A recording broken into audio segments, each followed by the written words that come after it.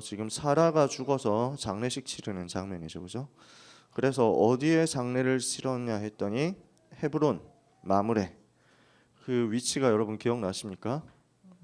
창세기 13장 18절에 아브라함이 단을 쌓았던 거기잖아요. 마므레 헤브론의 마므레 상수리 숲을 아래에서 단을 쌓고 여호와의 이름을 불렀다. 자기가 기도하던 곳, 자기가 언약 붙잡던 곳, 자기가 복음 붙잡고 주님 바라보던 곳, 거기에 터전을 마련하고 장례를 지내게 됩니다. 자, 이 부분을 가지고 우리가 오늘 하나님의 말씀을 들어야 되겠습니다. 우리가 한 달에 한 번씩 창세기 묵상하고 있는 순서죠, 그죠? 오늘도 순서 따라서 창세기 확인을 해야 되겠습니다만, 지난번에 이삭 대신 수양 이야기를 했고요. 오늘은 창세기 23장 어떻게 사라가 죽었고 거기에서 어떻게 장례를 지냈는지 이야기를 확인을 해보겠습니다. 죽음은 시대와 개인에 대한 하나님의 계획이죠. 죽음이 어떤 의미가 있느냐? 한 시대에 대해서 하나님이 주시는 메시지가 있습니다. 개인에게 주시는 메시지 당연히 있습니다. 그죠?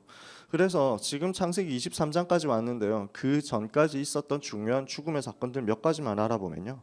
첫 번째, 아벨의 죽음이죠. 아벨의 죽음이 어떤 의미가 있습니까? 히브리서 11장 4절의 말씀 그대로 그 예물이 그에 대하여 증거함이니라 그랬습니다.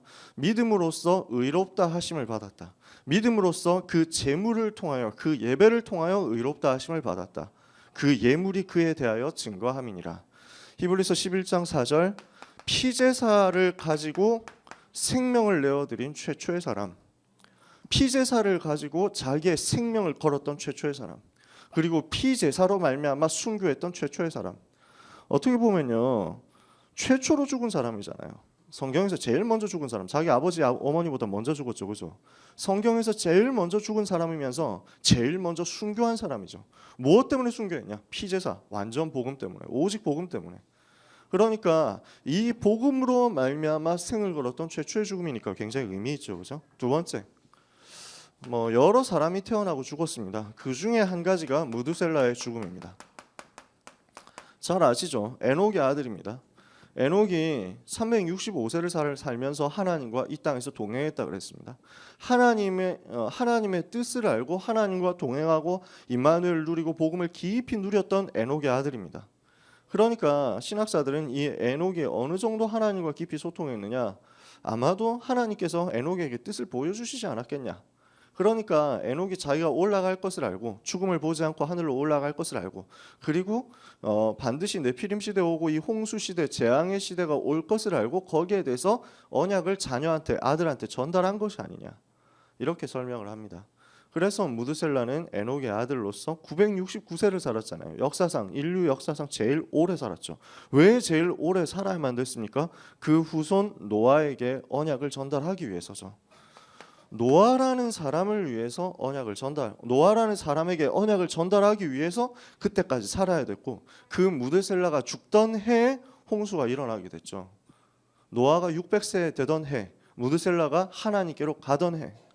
무드셀라 이름 자체에 언약이 들어있거든요. 복음이 들어있어요. 무슨 복음이냐? 아버지의 에녹이 누렸던 복음이 들어있습니다.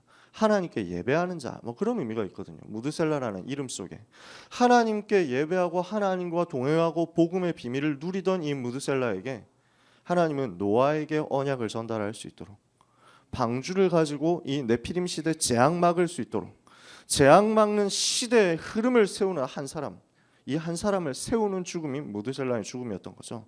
의미 있죠. 세 번째, 또 여러 죽음이 있겠지만 아브라함의 아버지 데라의 죽음입니다. 왜 하나님이 데라를 불러가셨느냐? 아브라함에게 창세기 12장 1절 하도록 하기 위해서. 너는 너의 본토 친척 아비 집을 떠나 내가 너에게 지시할 그 땅으로 가라. 가나안 땅으로 가서 세계복음화 해야 되는데 너의 아버지 때문에 발목이 붙잡혀서 못 가고 있다면 이제는 내가 데리고 갈 테니까 너는 가라. 모든 미련 내버려 두고 이제는 가라.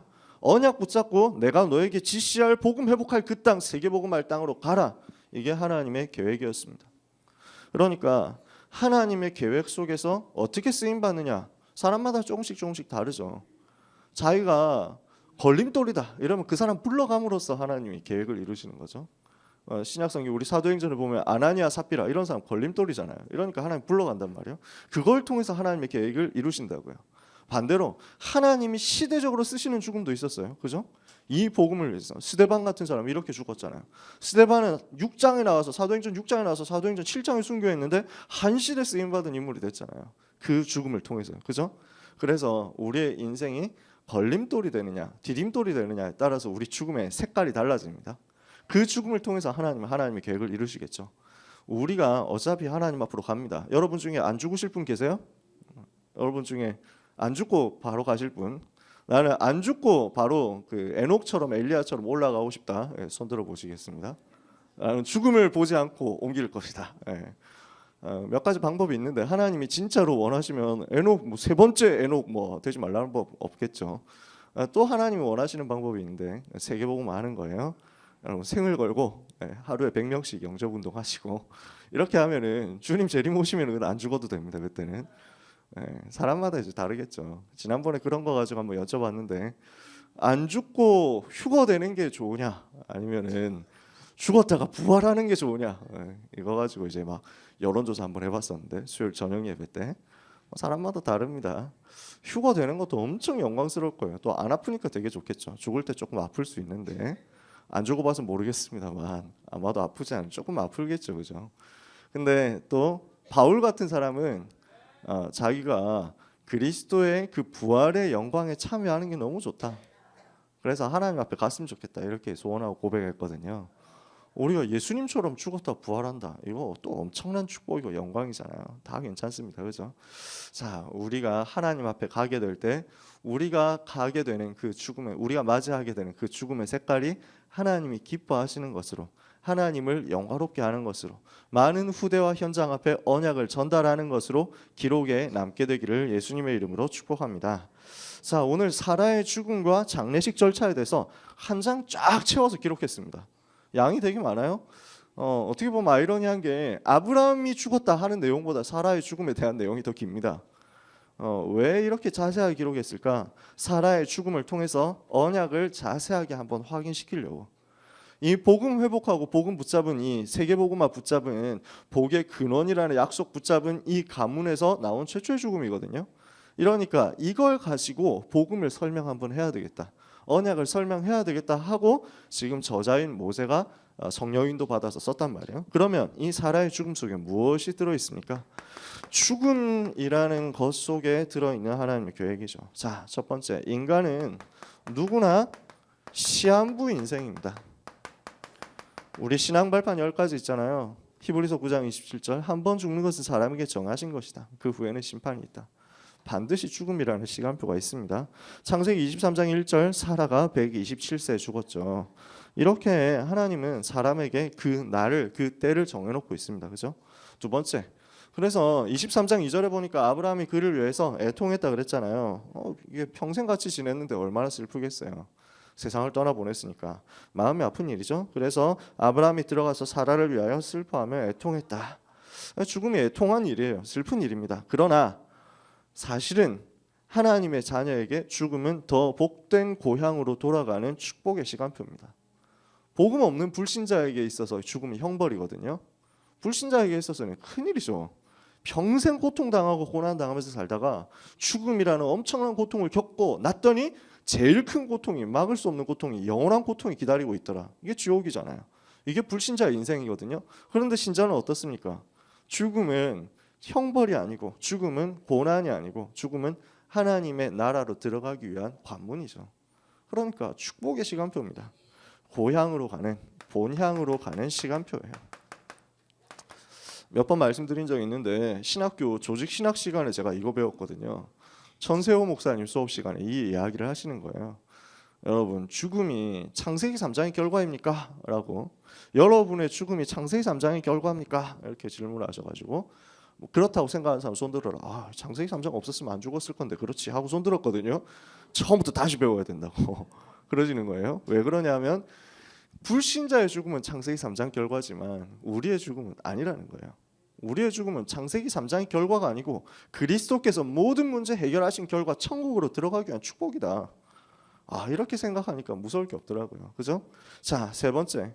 응답과 축복의 시간표라고 볼 수 있는데요. 그러면서 우리에게 설명해 주시는 게 있습니다. 23장 4절에 보니까 나는 당신들 중에 나그네요 거류하는 자이니 그랬습니다. 우리의 인생은 나그네의 인생입니다. 이 땅에서 사는 동안은 잠깐이에요. 잠깐 동안의 나그네 인생. 이걸 보여줍니다. 그래서 베드로전서 1장 1절에 뭐라고 했죠? 베드로가 우리를 보고 흩어진 나그네. 이게 우리의 정체성이에요. 흩어진 나그네. 사도행전 11장 19절 흩어진 자. 이게 복음 안에서 하나님이 우리에게 주신 정체성입니다. 자, 우리의 인생이 길지 않습니다. 그렇게 길지 않아요. 우리 몇 번 이야기했잖아요. 그죠?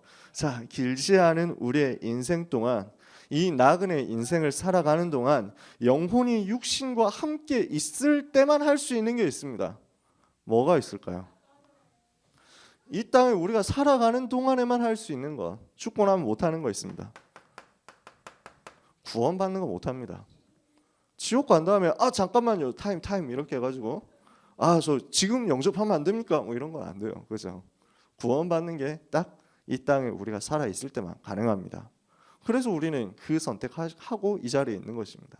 하나님의 은혜로 예수님을 구주로 믿고 그리스도로 믿고 영접하여 하나님 자녀 된 선택을 호흡이 있는 동안 하신 여러분 최고의 축복된 사람인 줄 믿으시기 바랍니다.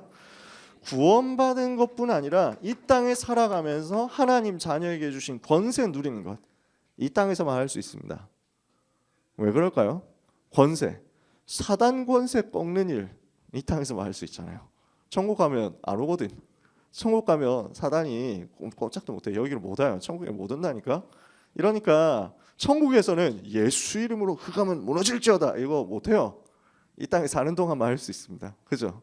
예수 이름으로 병을 고치는 역사. 이 땅에서만 할 수 있는 천국에서는 병이 없거든요. 그래서 이 땅에서 누리는 거예요. 영적인 축복, 영적인 권세, 구원받은 자의 축복. 이 땅에서 실컷 누리다 가는 겁니다. 그 다음에 있어요. 천국 가면 우리 상 받아요. 그죠? 그 상급을 어디서 준비합니까? 이 땅에서만 준비할 수 있습니다. 가가지고는 못 샀습니다. 가가지고 이제 열심히 해야 되겠다. 이건 없어요. 가면 이제 누리는 것만 남았거든요. 그래서 상급을 준비하는 거 이 땅에서 할 수 있어요. 자, 연장선상인데 전도운동 하는 것 이 땅에서만 하는 것입니다. 물론 천국 가면 불신자 없으니까 전도 못해요. 이 땅에 살아있는 잠깐 동안 우리가 인생을 걸고 하는 것이 이 전도운동의 축복인 줄 믿습니다. 그래서 하나님이 이것을 위해서 죽음을 두고 우리에게 이 축복을 사명으로, 천명으로, 소명으로 맡기셨습니다. 이것을 누리는 남은 자의 인생, 이것을 누리는 흩어진 나그네의 인생, 이것을 누리는 그루터기의 인생, 남은 시간 동안 변함없이 변질되지 않고 살아가시기를 예수님의 이름으로 축복합니다. 자, 그 속에서 오늘 또 확인할 수 있는 게 있습니다. 지금 장례식을 치르기 위해서 매장지를 구하고 있잖아요. 그죠? 이걸 하는 과정 가운데 뭐가 들어있냐? 아브라함이 누린 전도자의 삶이 들어있습니다. 평상시에 어떻게 전도자의 삶을 누렸느냐 하는 걸 알 수 있어요. 23장 4절에 보니까 나는 아브라함이 얘기합니다. 나는 당신들 중에 나그네요 거류하는 자이니 당신들 중에서 내게 매장할 소유지를 주어 내가 나의 죽은 자를 내 앞에서 내어다 장사하게 하시오. 그러니까 5절에 헷 족속, 이방 족속이죠. 히타이트입니다. 역사책에 나오는 헷 족속이 아브라함에게 대답하여 이르되 내 주여 들으소서 당신은 우리 가운데 있는 하나님이 세우신 지도자이시니 이랬습니다. 자, 지금 뭐 하고 있느냐? 아브라함이 살아가고 있는 현장이 어디입니까? 헷 족속의 현장입니다. 헷 족속이 거주하고 있는 현장입니다. 뭘 하고 있느냐? 다민족 현장 속에 있었단 말이에요. 이방인 현장 속에 있었어요. 거기에서 뭘 하고 있었느냐면 그들을 살리는 전도, 그들을 살리는 다민족 선교 응답을 받고 있었다는 거예요. 그러니까 헷 족속 가운데 살면서 나중에 가면 막 쫓아내잖아요. 나중에 가면 이제 이방 사상, 이방인, 선민 이런 게 딱 들어가잖아요. 이렇게 해가지고 막 몰아내고 계속 싸우거든요. 근데 아브라함은 싸우지 않았어요. 몰아내지 않았다니까. 그들 가운데 살면서 이 사람들을 살리는 응답을 받았어요. 이러니까 4절에 6절에 당장 헷 족속 사람들이 대답하잖아요. 당신은 우리 가운데 있는 하나님이 세우신 지도자. 그러니까 자기들 가운데 하나님이 계시다. 이거를 해족속이 같이 고백했단 말이에요. 그러니까 아브라함 혼자 예수 믿고 아브라함 혼자 여호와 믿고 그 다음에 이방인들 내버려두고 이렇게 하지 않고 근처에 같이 살고 있는 이방 사람들에게 여호와가 하나님이시라는 걸 계속 전달했으니까 이 사람들이 자기 입으로 이야기하는 거예요. 그 정도까지 됐단 말이죠.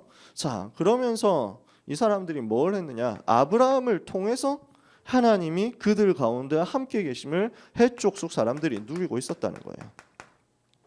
다민족 현장에 살아가고 있는 아브라함을 통해서 다민족인 해족속이 창세기 23장 6절 우리 가운데 있는 하나님, 우리 가운데 계신 하나님, 그 하나님께서 우리한테 맡기셨다 이렇게 얘기를 하고 있는 것입니다.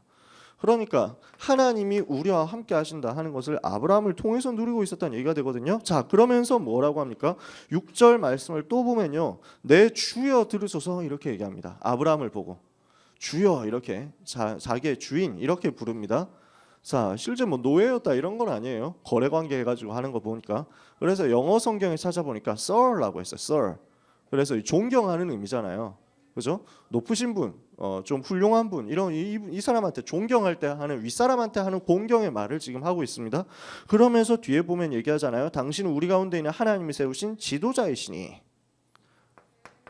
진짜 복음 누리면 이방 현장 들어가서도 지도자 되게 돼 있습니다. 사실 예를 들어서 투표해가지고 지도자를 세운다. 그러면 어떻게 되겠어요? 다민족을 이민족을 세워주겠습니까? 옆에 들어온 사람이 우리 예를 들어서 우리 동네에 필리핀에서 오신 분이 계신다. 근데 너무 사람이 괜찮으니까 우리 동네 통장을 필리핀 사람으로 세우자. 이것처럼 이렇게 된 거예요. 지금 한국 사람 꽉 차 있는데 거기서 필리핀 사람 지도자.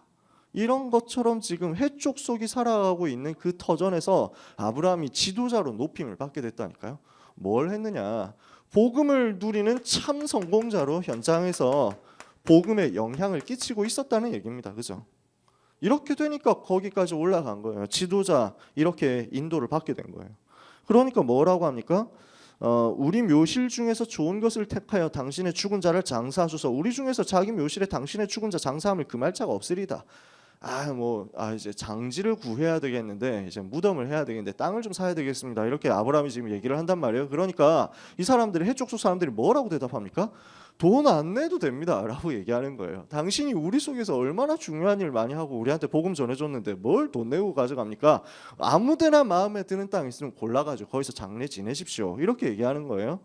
그 정도로 이 사람이 마음이 오픈된 거예요. 그 정도로 이 사람들이 복음 안에서 복된 관계를 아브라함 통해서 누린 거예요. 전도자의 삶이죠. 자, 네 번째입니다. 그러면서 아브라함이 이제 대답을 하는 거죠. 아니 그렇게 할 게 아니다 합니다. 7절에 보면요, 아브라함이 일어나서 그 땅 주민 헷족속을 향해서 몸을 굽히고 그들에게 말하되 나로 나의 죽은 자를 내 앞에서 내어다 장사하게 하니 당신들의 뜻일진데 이렇게 하면서 내 말을 듣고 내 말을 들어라. 그렇게 하면 안 된다. 돈 안 내고 이렇게 하면 안 된다. 그러니까 내 말 듣고 나를 위하여 소할의 아들 에브론에게 얘기해서 단머리에 있는 막벨라 굴을 내게 주도록 충분한 대가를 받고 굴을 주어서 당신들 중에서 매장할 소유주가 되게 하였으면 좋겠다라고 이야기합니다. 자, 지금 뭐가 나옵니까? 사람 이름이 나옵니다. 사람 이름 소할의 아들 에브론 이렇게 해가지고 사람 이름이 나오는 거예요. 그 소할의 아들 에브론이 가지고 있는 땅이 막벨라 굴이 있는 그 땅이다 알고 있었다는 거예요. 지금 뭐 하는 거예요? 현장을 그렇게 자세하게 알고 있었다는 거예요. 거기에 살고 있는 사람 이름을 알고 그 땅을 알고 있을 정도로 자세하게 알고 있었어요. 뭐죠? 전도자의 삶을 평상시에 아브라함이 어떻게 누렸느냐? 전도 대상자 파악이 완전 돼 있었다는 거예요. 대상자들을 파악하고 대상자들을 알고 그 현장을 알고 분석 다 해놓고 평상시에 이 대상자를 두고 기도하는 게 이렇게 딱 튀어나오는 거예요. 딱 보니까 벌써 알고 있잖아요. 이게 우리가 전도자의 삶이고 캠프할 때 우리가 누려야 될 내용이거든요. 여러분, 우리 주변에 있는 불신자, 우리 주변에 있는 현장 이름을 알고 기도한다. 하나님 그 사람 붙여주시겠죠. 자, 그러면서 또 나옵니다. 7절에 보면 그 땅 주민 헷 족속을 향하여 몸을 굽히고 그들에게 말했다 그랬습니다. 12절부터 13절에도 또 나옵니다. 아브라함 그래서 에브론이 왔어요. 얘기를 듣고 에브론이 그 중에 10절에 보니까 에브론이 그 중에 앉아 있었어요. 그래서 모든 사람이 듣는 중에서 아브라함에게 대답합니다. 네 주여. 또 여기서 또 주여 이렇게 얘기하죠. 그리 마시고 내 말을 들어주십시오. 그 밭을 당신에게 드리고 굴도 당신에게 드리고 이렇게 다 드릴게요. 뭘 돈 준다고 필요 없어요. 우리 사이에 무슨 돈이에요 라고 이야기를 합니다. 이러니까 12절에 또 아브라함이 그 땅의 백성 앞에서 몸을 굽히고 다 굽혀가지고 인사한단 말이에요. 이 동네 사람들이 몸 굽히고 인사 잘 안 하잖아요. 이렇게 해가지고 막 어른들 만나도 하이 하고 그러는 방인데 악수하고 끝나잖아요. 그런데 이 사람이 몸을 다 일부러 굽히고 그 이방 사람들 앞에서 에브론이라는 사람이 소할의 아들이니까 나이가 얼마나 좀 젊을 수도 있어요. 근데 그 앞에서 딱 몸을 굽히고 이야기를 또 합니다. 그 땅의 백성이 듣는 데서 에브론에게 말하이르되 당신이 합당히 여기면 청하건대 내 말을 들으시오. 내가 그 밭값을 당신에게 주리니 당신은 내게서 받으시오. 내가 나의 죽은 자를 거기 장사하겠노라. 이렇게 해가지고 또 점잖게 얘기합니다. 자, 뭐가 들어있습니까? 배려가 들어있는 거예요. 이방 현장 불신 현장 살리는 최고의 열쇠가 이겁니다. 그래서 베드로전서 3장 15절에 뭐라고 합니까? 너희 속에 있는 소망의 이유를 관해 묻는 자들에게 대답할 것을 준비해 두었다가 항상 준비해 두었다가 뭐 어떻게 전해야 됩니까? 온유와 두려움으로. 온유하게 두려움으로. 무슨 말입니까? 배려. 그래서 이게 9가지 포인트인 거예요. 아브라함이 알거든요. 자기가 진짜 현장에서 사역하고 이 사람들 도와주고 복되게 하고 지도자로서 응답받으니까 진짜 이 사람들 말대로 그냥 공짜로 땅 가져가도 되는데 굳이 그렇게 하지 않는 것. 이렇게 했다가는 나중에 또 뭔가 문제 생길 수 있으니까 절대 문제 생기지 않도록 이 사람들한테도 유익되도록 만들어줘야 된다. 배려죠. 이방인들 앞에서 허리를 숙일 수 있는 게 배려죠. 그래서 우리가 위를 볼 줄 알고 아래를 볼 줄 알고 좌우를 볼 줄 알아야 되겠습니다. 9가지 배려 포인트죠. 뭔가 문제 생겼을 때 하나만 보는 게 아니라 넓이, 높이, 깊이를 같이 볼 수 있어야 되겠습니다. 그러면서 과거, 현재, 미래를 알고 있으면 이걸 가지고 사람을 배려해 줄 수 있고 도와줄 수 있습니다. 그러니까 땅을 구입하고 장례를 지내고 매장을 하고 하는 그 부분에 있어서도 문제없이 돌아가는 게 아브라함이 그 현장에서 과거, 현재, 미래를 전체적으로 볼 줄 아는 지혜가 있고 배려가 있으니까. 자, 그래서 우리가 전도운동 하면서 진짜 예수가 그리스도라고 말해서 욕먹습니까? 그리스도 모든 문제 해결자다 이 말 자꾸 하니까 우리가 욕먹습니까? 배려가 없어서 욕먹는 거거든요. 간혹 있어요. 아주 가끔 그리스도 말만 했는데 갑자기 화를 내는 사람 가끔 있어요. 제가 지금까지 딱 살면서 몇 번 딱 만나본 것 같아요. 몇 번.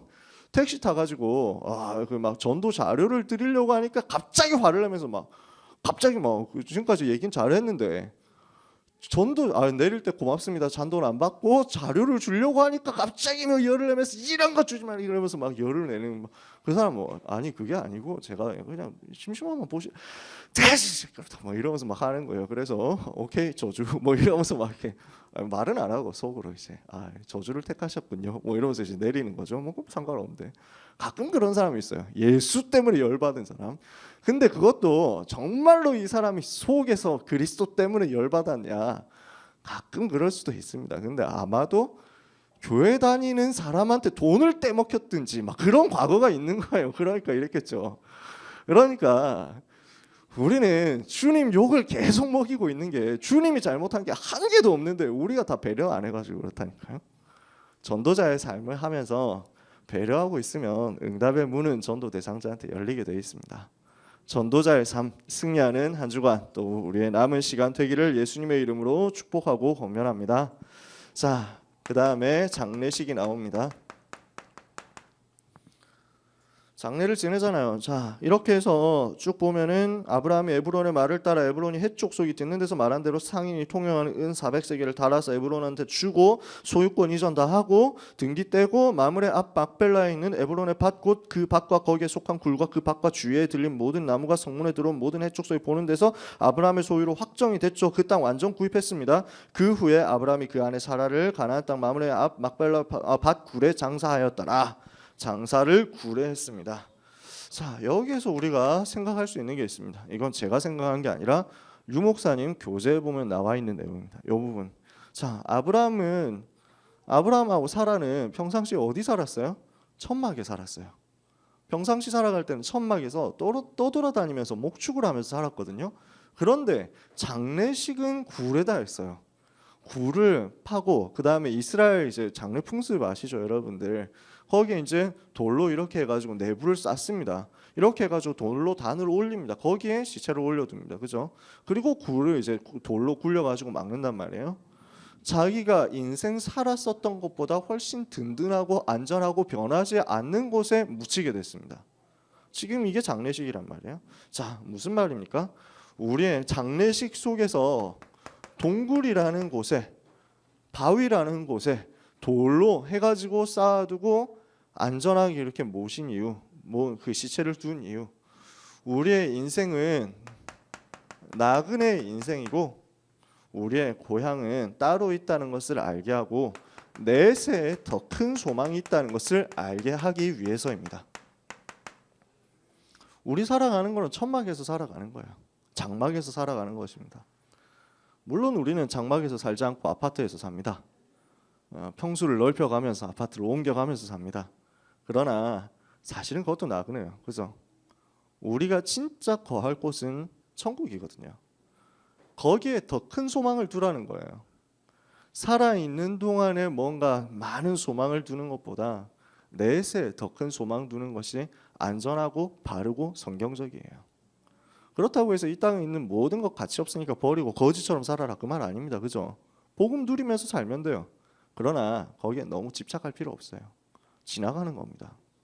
그러니까 이 땅에서 우리가 좋은 것 얻는다, 괜찮아요. 그런데 그렇게 좋은 것 많이 못 누렸다, 그것도 상관없어요. 우리에게 하나님의 시간표 따라서, 우리의 그릇 따라서 하나님 주시는 거 받아가지고 가진 대로 복음 전하고 가진 대로 헌금하고 가진 대로 교회 살리면 됩니다. 후대 살리면 됩니다. 저는 우리 돌아가신 우리 신옥희 권사님 같은 분 너무너무 멋있는 인생 살다가 하셨다 생각해요. 여러분 잘 아시잖아요. 우리 신 권사님이 어떻게 어렵게 가난하게 살았느냐, 우리 잘 알죠. 그런데 신 권사님이 어떻게 복음 전하려고 그렇게 애를 쓰고 어떻게 교회를 위해서 헌신하고 목사님 그 선교하시는데 도우려고 애를 썼는지 그것도 알잖아요. 그죠?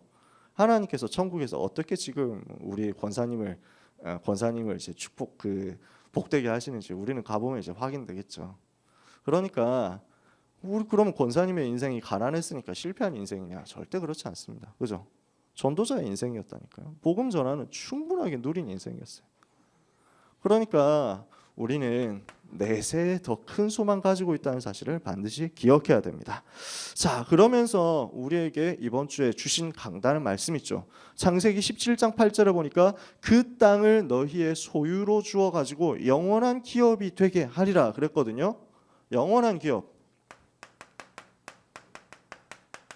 영원한 기업이 바로 그 땅입니다. 지금 비로소 소유를 확실하게 하게 된 거예요. 자기 땅으로 소유를 굳혔어요. 소유권 이전 완전히 들어갔어요. 창세기 17장 8절에 약속하셨던 그 약속이 오늘 성취가 된 거예요. 그러면 왜 그 땅이 영원한 기업이 되어야 합니까? 이 땅이 지금 막벨라 굴과 이 땅, 그래서 처음 언약 붙잡고 단을 쌓고 기도하면서 여호와를 바라보고 말씀 운동 시작했던 이 땅, 하나님께서 보내셨던 이 땅이 바로 하나님이 주신 땅이고 영원히 거할 곳임을 확인시켜 준 것입니다. 그게 오늘 지금 본문이거든요. 왜 그렇습니까? 이 땅이 메시아 보내실 그 땅이기 때문에 그렇습니다. 무슨 말이에요? 이 땅이 복음 회복할 땅이다. 이 가나안 땅이 복음 회복할 영원한 기업이 될 그 땅이다. 이 땅을 절대 놓치지 마라 하는 것을 오늘 소유권 이전을 통해서 보여준 거예요. 이 땅은 어떤 땅입니까? 이 땅을 중심으로 해서 이 가나안 땅에서 시작된 복음 운동을 통해서 전 세계를 살릴 세계 복음화할 땅입니다. 이것을 언약으로 붙잡아라. 그래서 구약 성경에 계속, 특히 창세기에 계속 반복돼서 나오는 단어가 씨에 대한 이야기입니다. 씨. 그 씨로 말미암아, 내 씨로 말미암아 대적의 문을 얻게 될 것이다. 내 씨가 하늘의 별과 같이 바다의 모래와 같이 번성하게 될 것이다. 그 씨를 이어가고 그 대를 이어가는 게 얼마나 중요한지가 성경에 계속 창세기에 계속 나옵니다. 왜? 그리스도께서 그 씨를 통해서 오셔야 되기 때문에. 오실 그리스도께서 그 씨로, 그 씨 대신 그리스도께서 사단의 권세를 꺾고 대적의 성문을 차지해야 되기 때문에, 그래서 후대에 대한 씨에 대한 언약을 계속 반복시켜서 강조하는 거예요. 그러니까 창세기 여러분들이 보면서 씨 이야기가 나왔다, 대를 잇는다, 그 얘기가 나왔다 하면 딱 무슨 생각하면 되냐? 아, 그리스도 얘기하고 있구나 생각하면 돼요. 또 나오는 게 땅이에요. 왜? 그 땅으로 가라, 내가 너에게 지시할 그 땅으로 가라, 그 땅으로 돌아가라, 그 땅을 놓치지 마라 하는 건 전부 요의 이야기예요. 복음 놓치지 마라, 언약 놓치지 마라, 그 이야기거든요. 이거를 확정하고 가자는 것입니다. 오늘도 우리는 언약 굳게 붙잡고 그 땅을 통해서 나와 함께 하시는 그리스도, 그 땅을 두고 나에게 주신 세계복음화의 천명 소명 사명 언약으로 완전히 붙잡아야 되겠습니다. 세 번째, 그러면서 나옵니다. 하나님이 왜 이것을 자꾸 알려주시느냐. 20절에 보니까 그 밭과 거기에 속한 굴이 해쪽 속으로부터 아브라함이 매장할 소유지로 확정되었더라. 지금 아브라함은 사라 혼자 묻을 작정으로 이 땅을 산 게 아닙니다. 나중에 아브라함 죽었을 때 여기 묻힙니다. 아들 이삭이 죽어서도 여기 묻힙니다. 야곱이 죽어서도 여기 묻힙니다. 요셉이 죽으면서 유언을 남겼습니다. 반드시 출애굽하게 될 때 내 시신을 가지고 조상의 땅으로 돌아가라, 이렇게 얘기했습니다. 과연 400년 후에 그렇게 했습니다. 미라로 만들어놨으니까 그게 가능했죠. 자, 무슨 말입니까? 이 땅에 대한 언약을 후대에게 전달하라는 것입니다. 그래서 산 거예요. 그래서 소유권 완전 이전을 한 거예요. 그리고 사라를 거기에 제일 먼저 매장을 한 거예요. 이렇게 해서 그 땅의 언약을 후대에게 두고 기억하게 하도록, 아브라함도 이삭도 야곱도 그 땅을 바라봐야만 산다는 것을 후대에게 알려준 것입니다. 이 땅으로 돌아와야만 산다 하는 것을 알려준 거예요. 그래서 야곱이 애굽에서 죽었잖아요. 애굽에서 죽은 야곱이지만 야곱이 죽을 때 유언하면서 반드시 거기에 매장해라, 이렇게 유언했습니다. 그래서 가가지고 요셉이 국무총리니까 이게 가능하잖아요. 다 데리고 가가지고 거기서 매장하고 돌아왔다니까, 애굽으로. 그리고 요셉도 죽으면서 그것을 유언으로, 후대에게 유언으로, 이 땅 반드시 회복해야 된다, 이 땅에서 복음 회복해야 되니까 이 땅으로 반드시 돌아와야 된다. 자, 후대에게 언약을 남기는 것입니다. 땅을 통한 언약, 땅에 대한 언약 후대에게 남겨라. 무슨 말입니까? 오늘 우리가 살고 있는 그 아파트를 대대에 남겨라, 그 얘기가 아닙니다. 하나님은 우리에게 분명한 약속으로 세계복음화를 후대의 유산이 되도록 남기라는 것입니다. 오늘 이 응답을 한 분도 빠짐없이 받게 되기를 예수님의 이름으로 정말로 축복합니다. 오늘은 다들 피곤하신 것 같은데 아멘 소리가 평소보다 조금 새벽에 일어나느라 너무 피곤하셔가지고, 그죠? 하나님이 새 힘 주실 것입니다. 아멘 크게 안 해도 괜찮아요. 새벽에는 크게 해주세요. 우리 목사님 40일 연속을 하는데 얼마나 피곤하겠어요. 여러분 아멘 소리 크게 딱 울려 퍼지는데 앞에 강단에 선 사람은 모든 피로가 다 풀려버린다니까. 자, 여러분한테 아멘 구걸하는 게 아닙니다. 저는 구걸하는 거 되게 싫어하거든요. 제가 자존감이 되게 높은 사람이에요. 어디 제가 뭐 구걸하고 뭐 비참한 사람은 아니거든요. 왜냐하면 이렇게 여러분들 축복 받으셔야 되기 때문에. 제가 글을 하나 읽었는데 이제 교회에서 용어 좀 쓰면 안 되는 말, 조심해야 되는 말, 이런 이제 글을 우리 이명재 장로님 올려주셨더라고요. 그래서 딱 보니까 되게 맞는 말이 많아요. 나중에 그 오후 예배 설교할 때 한번 얘기하려고요. 거기에 있는 말 중에 거의 대부분 참고해야 돼요. 근데 거기에 있는 말 중에는 축원합니다라는 말을 쓰지 말라고 하더라고요. 설교자 보고 축원합니다 말 쓰지 마라. 왜 쓰지 말아야 되느냐? 아멘을 구걸하는 것이다, 이렇게 얘기를 하더라고요. 그 사람이 아멘은 자발적으로 나와야지. 이게 막 축복받는다고 하니까 아이고 허겁지겁 덥석 이러면서 아멘 뭐 평소에 듣지도 않고 있다가 이렇게 되면 안 되니까 그래 하지 마라, 이런 건데 의도를 되게 알겠어요.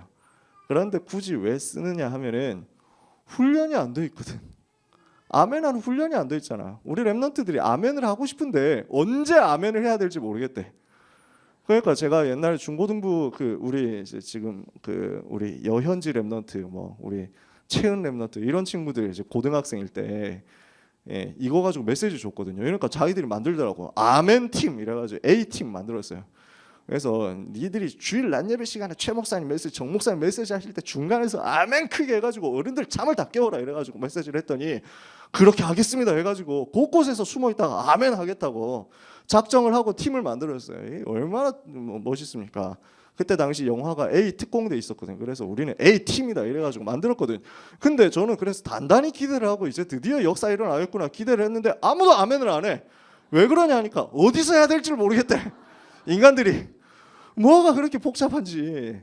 그 성경 구절 나오면은 막 주는 그리스도시요 살아계신 하나님의 아들이십니다. 이러면 아멘 하면 될 거 아니에요. 이거를 타이밍을 못 치고 들어가가지고 아휴 인간들이 진짜 답답하게. 그러니까 어쩔 수 없이 얘들아 막 복잡하게 생각하지 말고 헷갈리니까 딴 데 하지 말고 축원합니다 할 때만 아멘 해라 이래가지고. 그게 지금 아멘이 뭡니까? 영적 싸움 하는 거거든. 지금 메시지를 못 듣게 하는 흑암 세력 앞에서 내가 지금 흑암 세력 꺾어버리겠다. 저 졸고 있는 어른들 흑암 무너뜨리도록 내가 아멘 이랬지. 그러니까 이거는 훈련돼야 돼요. 어쩔 수 없습니다. 그러면서 아니 또 축복 전달하는 게 또 목회자의 사명이지. 그럼 축복 받으라는 말은 꼭 피해가지고 하는 게 무슨 또 목회자의 사명입니까? 안 그렇습니까? 이 말씀이 그대로 여러분한테 성취돼야 될 거 아니에요. 그러니까 계속 해야죠. 또 뭐 여러분이 막 축복받기 위해서 걸신 들린 사람 아니니까 그 정도 다 이해하고 하는 거 아닙니까? 그죠? 그래서 여러분들이 아멘이고 훈련 많이 되셔야 돼요. 그래야 그러면서 이게 할 수 있는 제일 짧은 기도거든. 여러분 예배 기도 메시지 듣잖아요. 예배 시간에 계속 기도하는 거예요. 말씀 듣는 시간을 24시 기도로 만드는 거거든요. 어떻게 하느냐? 아멘 하는 순간. 저는 아멘 훈련을 고등학생 때 유목사님 메시지 들으면서 훈련을 받은 거거든요. 제일 앞에 여기 앉아 있었잖아요. 제가 고등학생 때 항상 바닥에 여기 앉아가지고 유목사님과 눈 이렇게 마주치면서 그때는 어느 식으로 메시지를 들었냐면은 메시지를 하다가 유목사님 항상 앞에 있는 사람과 눈 마주치거든요. 항상 눈을 보면서 얘기를 하세요. 그러니까 메시지 하다가 딱 돌아가면서 눈을 마주치는데 나하고 딱 눈이 마주쳐. 지금 나오는 메시지는 무조건 내 거다 이렇게 생각을 했어요. 이거는 다른 사람 모르겠고 일단 무조건 나한테는 성취되게 돼 있다. 이래가지고 생을 걸고 아멘 붙잡고 한 번이라도 더 놓치면 안 되니까 이래가지고 목숨 걸고 아멘 이렇게 들어갔어요. 이거 뺏기면 안 돼 이래가지고 이건 내 거야 뭐 이래가지고 했다니까요. 이래서 하니까 그 막 진짜 근데 그때 그렇게 해가지고 집중한 게 제 평생 이제 습관이 되는 거예요. 지금까지 응답받는 되게 핵심이 되더라고요. 이러니까 메시지의 언약에 집중하는 말씀의 흐름에 집중하는 이제 영적인 규모가 거기서 갖춰진 거죠. 별로 대단한 거 안 해도 이 기도를 가지고 이 짧은 기도를 가지고 말씀을 내 것으로 나를 찾고 나의 것을 찾고 나의 현장을 찾는 기도로 만들어 버릴 수 있는데 이걸 왜 안 합니까? 그죠? 그래서 메시지가 길어지는 이유는 전부 잔소리가 많아서 그래요. 잔소리를 왜 하느냐? 아멘을 안 하니까 잔소리가. 네. 그래서 자 오늘은 더 이상 안 할 거예요. 이제 늦었어요. 기차 떠났어요. 다음 시간부터 여러분 힘을 내 가지고 왜 그렇게 해야 됩니까? 우리는 사실 다 알거든요. 우리는 이미 다 좀 뭐 겉으로 뭐 목소리 크게 안 내도 다 알고 있잖아요. 렘넌트들한테 가르쳐야 돼요. 아멘을 어떻게 하는 것이냐 하는 걸 초등학생 때부터 가르쳐야 돼요. 진짜로. 중학교 올라와도 벌써 늦더라니까요. 중학교 올라와도 벌써 폼 잡고 아이 뭐 그런 걸 쪽팔리게 뭐 이래가지고 하고 있다니까요. 아유 제가 나이가 몇 갠데 그런 걸 하고 앉아 있어요. 뭐 이런 표정으로 율동하자 하면은 이렇게 율동을 해야 되는데 중학교 1학년 랩런트들이 아유 뭐 쪽팔리 그런 걸 어떻게 제가 하고 앉아 있습니까? 뭐 이러면서 막 아이 그런 걸 저기 막 어릴 때 하는 거죠. 뭐 이래. 야 어릴 때가 몇 살인데 이래. 초등학교 3학년 때 어릴 때 안 돼요. 우리 가르치면 후대한테 전달해야 돼요. 진짜. 그래서 여러분들이 모델을 보여줘야 됩니다. 자 우리의 결론이 뭐냐? 우리는 남기는 자로 하나님 앞에 가야 됩니다. 사라는 127년 살았잖아요. 뭐 남겼어요? 이삭 한 명 남겼어요. 그런데 이거 가지고 3개 살렸어요. 그죠? 열국의 어머니가 될 것이다. 이래서 언약을 붙잡고 이름 바꿨잖아요. 열국의 어머니. 쉽게 말하면 조금 이제 유치한 말로 하면 그때 당시 사람들의 수준으로 사라라는 이름은 뭐하고 똑같냐? 다산의 여왕 뭐 이런 말이에요. 다산의 여왕님 뭐 이래가지고 인사를 하고 이름 부를 때마다 다산의 여왕님 하는데 꼴랑 한 명 나왔다니까. 그러니까 사람들이 생각할 때 착각하기 되게 쉽다고 낙심하기 되게 쉽다고 하나님이 착각하지 마라. 그 한 명을 통해서 세계 살리는 것이다. 이삭 한 명 통해서 세계 살리는 것이다. 이거 알려준 거예요. 한 명 남기고 왔는데 세계 살렸다. 자, 나는 무엇을 남길 것이냐? 무엇을 남기고 갈 것이냐가 중요한데 성경 속의 사람들 보면요, 이사야가 톱으로 켜서 순교를 했잖아요. 그런데 이사야 6장 13절 그루터기라는 언약을 남기고 갔습니다. 이게 그대로 성취됐습니다. 다니엘이 사자굴 속에서 죽을 수 없었던 이유, 다니엘이 렘넌트 운동이라는 회당 운동이라는 시스템을 남겨야 되기 때문에 다니엘이 여기서 못 죽습니다. 사자굴에 들어가도 살아나와야만 하는 시간표였습니다. 남겨야 될 게 있기 때문에. 스데반은 뭘 남겼습니까?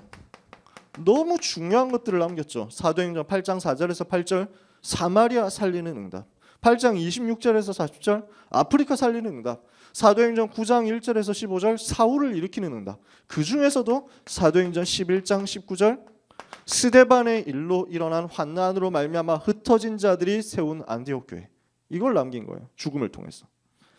바울이 죽으면서 뭘 남겼습니까? 바울이 순교하면서 뭘 남겼습니까? 로마서 16장 1절에서 27절을 남겼습니다. 내가 하나님 앞에 가게 될 때 나를 통해서 무엇이 남을 것이냐, 이것을 두고 우리는 기도해야 됩니다. 하나님은 우리에게 교회를 남겨라. 우리가 천국 갈 때 교회를 남기고 가는 거예요. 여러분이 천국 가실 때 참사랑교회, 헌당된 참사랑교회 남기고 가셔야죠. 그런 거 아닙니까? 그죠? 진짜 우리는 이거 가지고 주님 앞에 가는데 교회에 빚이 있는데 내가 주님 앞에 뭐 이러면서 가면 얼마나 좀 아쉬워요. 없애야 된다니까. 교회를 남기고 가라. 지역의 문화를 뒤집을 RUTC 성전을 남기고 가라. 현장 문화 뒤집을 수 있는 RUTC 남기고 가라. 이게 우리한테 하나님 주신 거 아닙니까?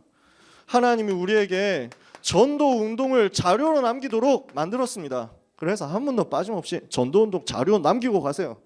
그래서 할 게 없다, 뭐 해야 될지 모르겠다 하는 분들은 복음 소식 영상 다 찍으세요. 그래서 남겨야지. 남길 걸 남기고 가셔야 된다니까요. 다른 거 있는 분들은 그거 가지고 남기세요. 자꾸 남겨요. 간증 이렇게 해가지고 저는 전도 운동을 위해서 간증하겠습니다. 사진 영상 좀 찍어주십시오 하면 찍어드립니다. 찍어드릴게요. 이렇게 해가지고 50주년사 발간할 때 그 뒤에 링크 다 걸어놓고 이제 막 영원히 보실 수 있도록 만들어 놓으려고요. 응답 받으셔야 돼요. 진짜 나는 전도 운동에 자료를 남기겠다. 마지막으로 나는 렘넌트를 남기고 하나님 앞에 간다. 그죠? 우리 자녀 렘넌트로 남기고, 또 내가 주일학교에서 키운 제자, 불신 연장에서 찾아낸 제자, 렘넌트 제자 남기고 주님 앞에 간다. 바톤 딱 전달하고 주님 앞에 간다. 이것으로 승리하는 여러분의 남은 인생이 되시기를 주님의 이름으로 부탁합니다. 그래서 우리의 참된 소망은 어디에 있습니까? 하나님의 나라에 있습니다. 우리의 참된 소망은 이 땅에 있지 않고 천국에 있습니다. 그래서 이 천국에 우리의 참된 소망을 두고 내가 지금 살고 있는 이 땅에 무엇을 남길 것인지 생각하다가 승리하는 남은 평생 되시기를 예수님의 이름으로 축원합니다. 기도하겠습니다. 하나님 아버지, 은혜를 감사합니다. 오직 복음이 충분하고 완전하고 모든 것임을 깨달은 주의 백성들에게 하나님의 나라에 대한 영원한 참된 소망 가지고 승리하는 응답과 은혜를 허락해 주시옵소서.